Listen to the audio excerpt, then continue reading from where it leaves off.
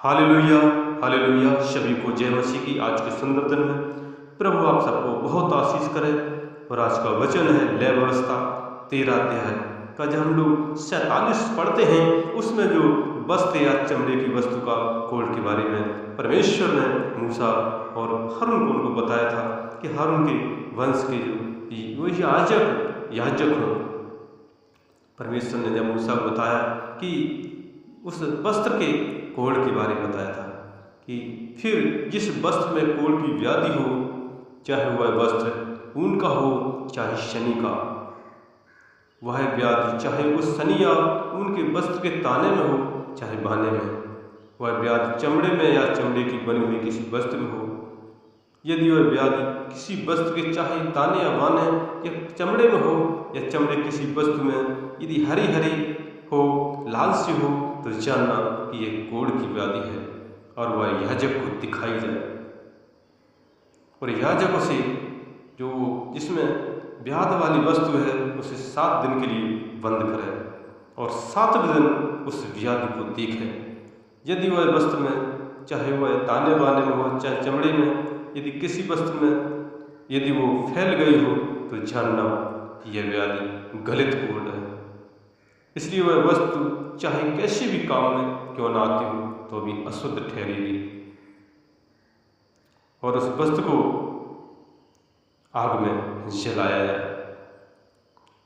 तो यदि याजक देखे कि उस व्याधि में जो वो वस्तु है उसमें नहीं फैली है, तो धोने की आज्ञा दे और उसे 7 दिन तक बंद कर रखे और धोने के बाद याजक उसको देखे। यदि उसका ना तो रंग बदला हो ना व्याध फैली हो, तो जानना वो अशुद्ध है, उसे आग में जलाना।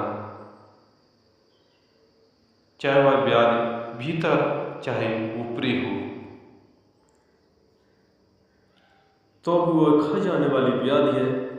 यदि याजक देखे और धोने के पश्चात व्याधि की जो चमक है वो कम हो गई है, उसको वस्त्र चाहे उसे फाड़ के निकाले और ये व्याधि तब भी उसमें वस्त्र के वो है दिखाई पड़े, तो समझना ये फूट के निकाली हुई व्याधि है और जिसमें वह व्याधि हो उसे आग में जलाना। यदि उस वस्त्र से जिसके व्याधि है यदि वो धोई जाए और व्याधि जाती रहे, तो वह दूसरी बार धुलकर शुद्ध ठहरे, क्योंकि यही एक शुद्ध और अशुद्ध ठहराने की यही एक व्यवस्था है जो परमेश्वर ने मूसा को बताया था। क्योंकि कपड़े या चमड़े में जो परमेश्वर ने बताया ये कि व्याधि है, क्योंकि परमेश्वर सर्वशक्तिमान है, वो आज भी स्वर्ग से देखता रहता है। और खासकर देखते हैं जब 14 हम लोग अध्याय में देखते हैं व्यवस्था कोढ़ से शुद्ध ठहराया जाना।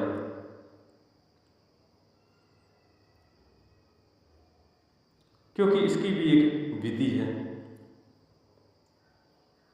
यदि वो जो भी व्याधि है यदि वो चंगी हो गई है, तो परमेश्वर को कि उससे कुछ नियम थे,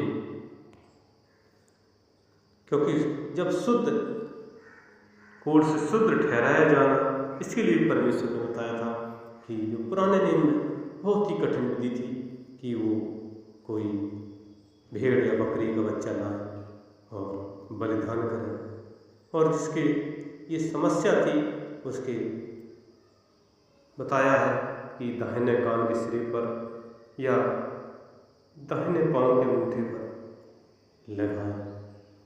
जो उस का लहू है जो छिड़का जाएगा जो पवित्र स्थान में, और वो लहू भी उसके लगाया जाएगा।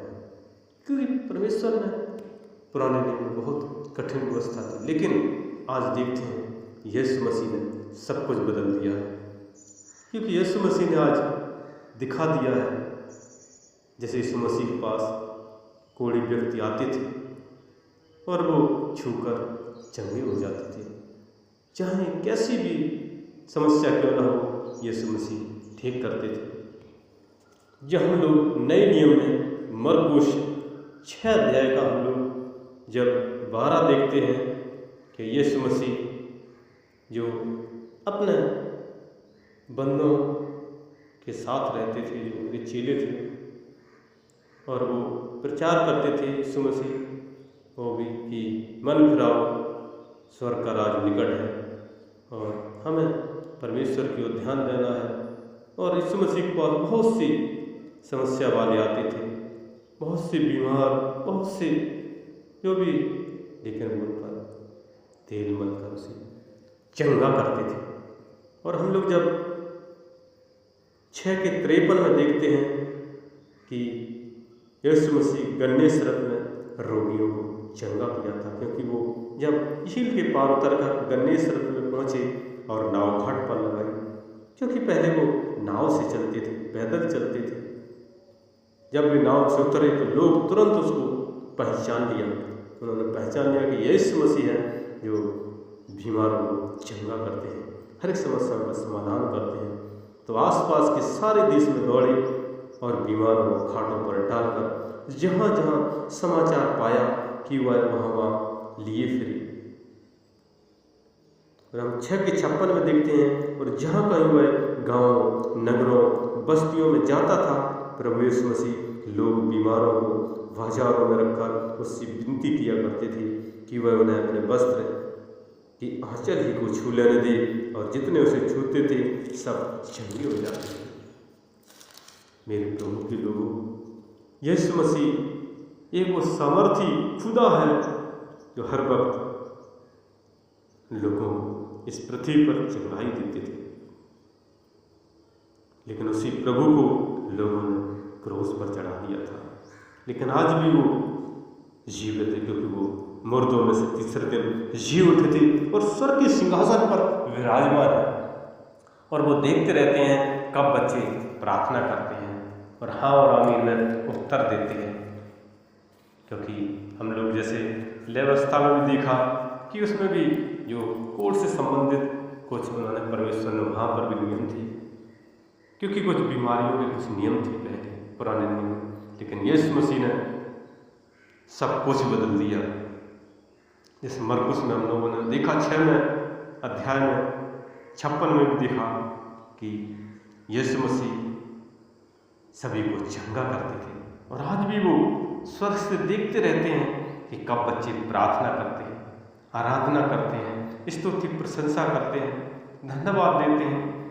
यही केवल वो देखता है, क्योंकि उसके स्वर्गदूत जो अनंत अरबों खरबों स्वर्गदूत हैं, हर समय यही कहते रहते हैं, सेनाओं के यहोवा पवित्र पवित्र पवित्र, उनकी गिनती असंख्य है। इसलिए इस पृथ्वी को एक दिन छोड़कर जाना पड़ेगा, क्योंकि हम सब मृत्यु लोक में हैं और आत्मा अजर हमारा है। एक दिन परमेश्वर के पास जाना पड़ेगा। इसलिए परमेश्वर की आराधना करें, महिमा करें, प्रार्थना करें, स्तुति धन्यवाद दें, क्योंकि वही एक धन्यवाद के योग है, जय जयकार के योग है।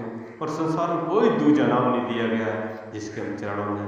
पौलुस इस बात को कहता है प्रेरित 4:12 में कि स्वर्ग और पृथ्वी पर और कोई दूजा नाम नहीं है जिसके हम चरणों में। सिर्फ एक ही नाम है, वो यीशु मसीह का जीवित और शक्तिशाली नाम है।